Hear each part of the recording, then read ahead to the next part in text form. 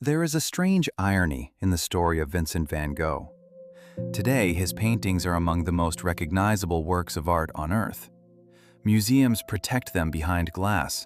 Collectors pay fortunes to own them. Millions of people stand quietly in front of Starry Night, trying to understand what they are looking at.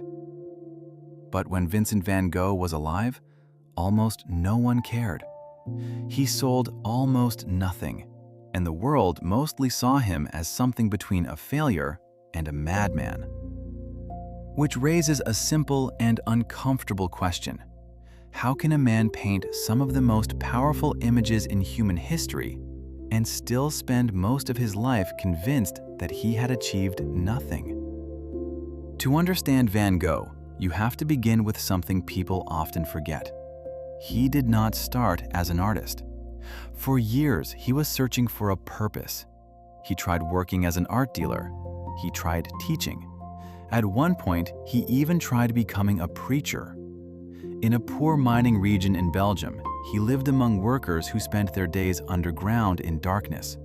Vincent wanted to help them.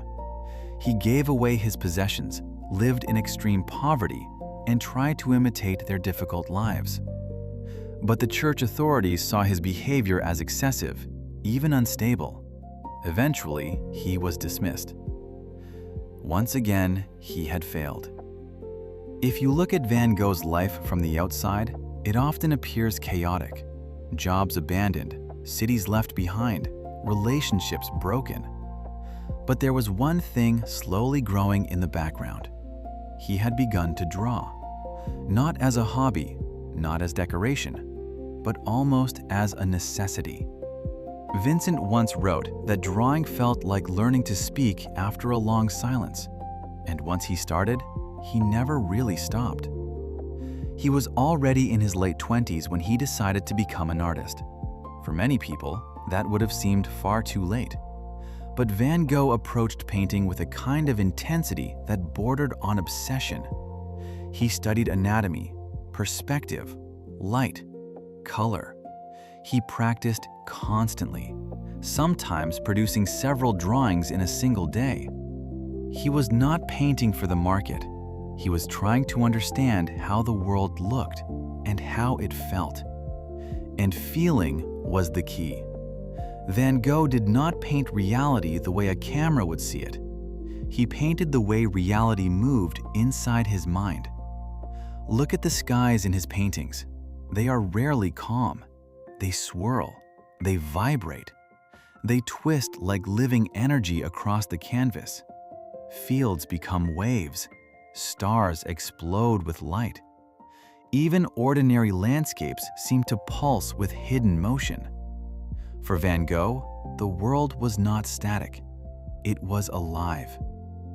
But this way of seeing did not make him famous. In fact, it made him even more isolated. His colors were too strong, his brushstrokes too rough, his vision too strange for the tastes of the time.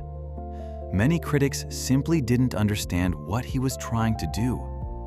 Even other artists sometimes found him difficult. Vincent's temperament could be intense.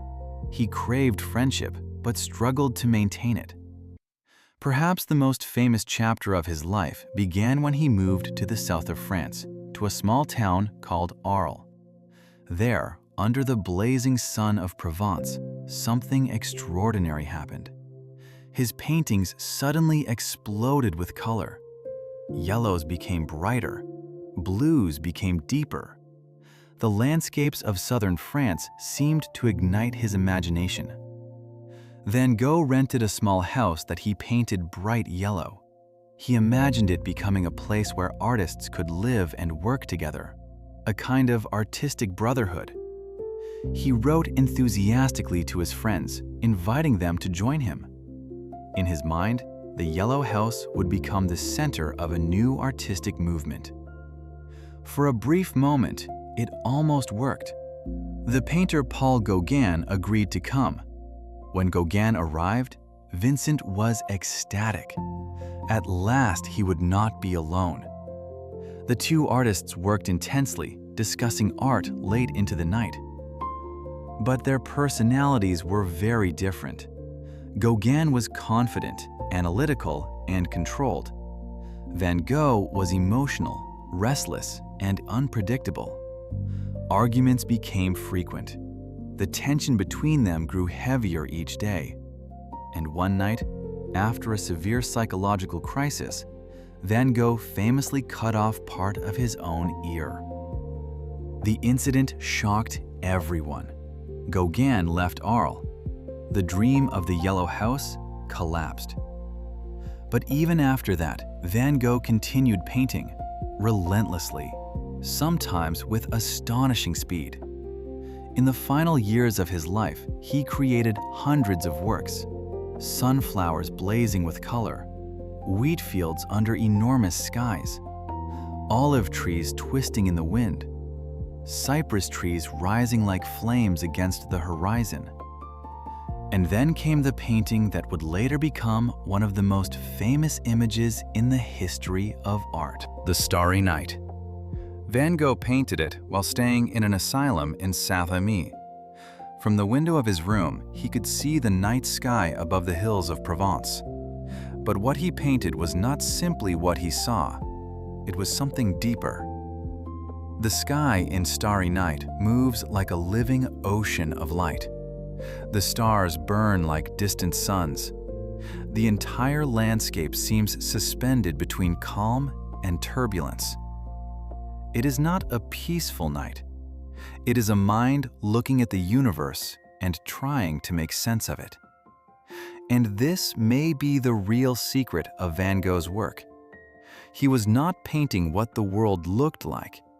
He was painting what it felt like to be inside it. Today we often romanticize the image of the tortured artist, but Van Gogh himself was painfully aware of his struggles. He wrote openly about loneliness, exhaustion, and doubt. Many of his letters survive, especially those written to his brother Theo. Theo was more than a brother. He was Vincent's emotional anchor. He supported him financially when almost no one else believed in his work. Without Theo, it is very likely that Van Gogh would never have been able to continue painting. But even with that support, life remained fragile. Vincent's mental health deteriorated.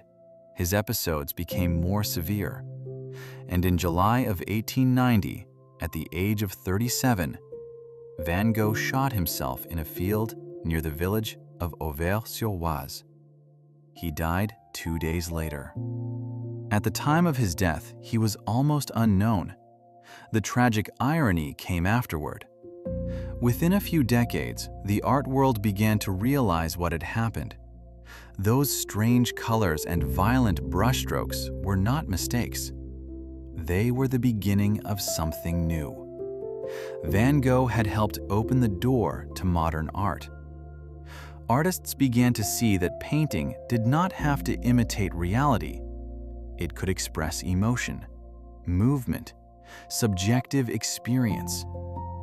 In other words, art could show not just what the world looks like, but what it feels like to be alive inside it.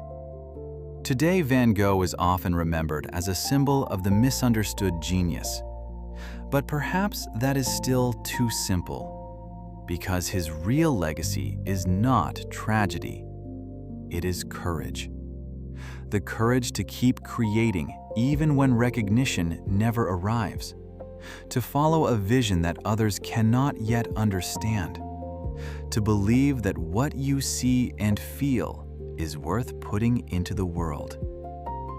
Van Gogh once wrote something remarkable in one of his letters. "I dream of painting, and then I paint my dream." In that sentence, you can hear the quiet stubbornness of a man who refused to give up on what he saw, even if the world wasn't ready for it. And perhaps that is the real lesson of his life. Not that genius will always be recognized. History gives us many examples where it wasn't. But that sometimes the most important work is done in silence, long before anyone notices.